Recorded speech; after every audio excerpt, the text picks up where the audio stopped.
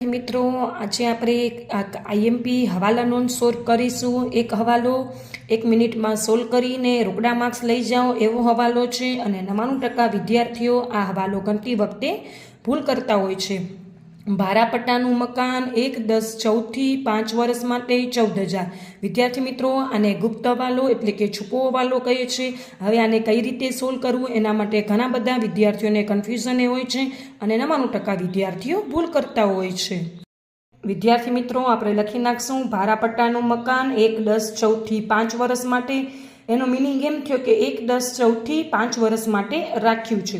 હવે આપણું જનરલી નાણાકીય વર્ષ ક્યારે શરૂ થયું હશે? 1-10-14 થી રાખ્યું હશે એટલે આપણું વર્ષ શરૂ થયું હશે। તમને ખ્યાલ હશે 1 એપ્રિલથી શરૂ થાય એટલે 1-10 એટલે 1 ઓક્ટોબરથી 1 એપ્રિલ એટલે મેં લખ્યું છે 1-4-14 થી નાણાકીય વર્ષ શરૂ થાય, પણ આપણે 1-4-14 થી નથી રાખ્યું, આપણે 6 મહિના પછી રાખ્યું છે ભારાપટ્ટે એટલે મેં લખ્યું છે 1-10-14 થી આપણું નાણાકીય વર્ષ પૂરું થાય। 14 વારું 31-3-15 તમે એના માસ ગણશો ને તો 6 માસ થશે। 31-3-15 વર્ષ પૂરું થઈ ગયું।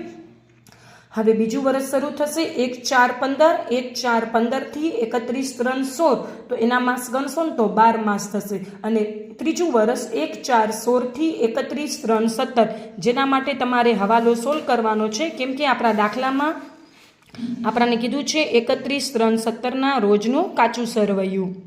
દાખલો ગણવાનો છે ને એને ધ્યાનમાં નહીં લેવાનું, આ તો મેં તમને સરળતા ખાતર લખી દીધું છે। હવે કેટલો સમય વપરાઈ ગયું છે તો 1-10-14 થી 31-3-15 6 માસ, 1-4-15 થી 31-3-16 12 માસ, 6 માસ અને 12 માસ એટલે 18 માસ થાય એટલે 1.5 વર્ષ જેવું વપરાઈ ગયું। આપણાને વાપરવા 5 વર્ષ મળતું હતું, એમાંથી 1.5 વર્ષ જેટલું વપરાઈ ગયું છે તો જેટલા વર્ષનું વપરાઈ ગયું ને એટલું બાદ કરી નાખવાનું। 5 વર્ષમાંથી 1.5 વર્ષ જશે એટલે હવે વાપરવાનું કેટલું બાકી રહ્યું? 3.5 વર્ષ। એટલે હવે આપણે આ વર્ષથી 3.5 વર્ષ માટે વાપરી શકશું। આ વર્ષને ઇન્ક્લુડ કરી નાખવાનું। હવે આપણે આ વર્ષ માટે દાખલો ગણવાનો છે તો ભારાપટ્ટાનું મકાન હતું 14,000, આ વર્ષથી 3.5 વર્ષ માટે વાપરવાનું તો 14,000 ભાગ્યા 3.5 એટલે 4,000 દરેક વર્ષે માંડી વારવાના। હવે આની હું તમને હવાલા નોંધ શીખવાડું છું। જેવી રીતે ઘસારાની આમ નોંધ કરી એવી જ રીતે માંડી વારેલ મિલકતથી મિલકતનું મૂલ્ય ઘટે એટલે મિલકત ખાતે જમા કરવાનું અને માંડી વારેલ રકમ ખાતે ઉધાર કરવાનું। તો મેં આમ નોંધ લખી છે માંડી વારેલ ભારાપટ્ટાના મકાન ખાતે ઉધાર 4,000 તે ભારાપટ્ટાના મકાન ખાતે।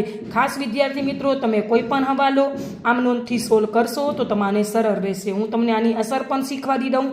માંડી વારેલ નફા નુકસાનની ઉધાર બાજુ અને ભારાપટ્ટાના મકાન ખાતે હોય ઉધાર થયું જમા તો પાકા સરવૈયામાં જ્યાં મકાન દર્શાવ્યું હોય ત્યાંથી માઇનસ કરી નાખવું।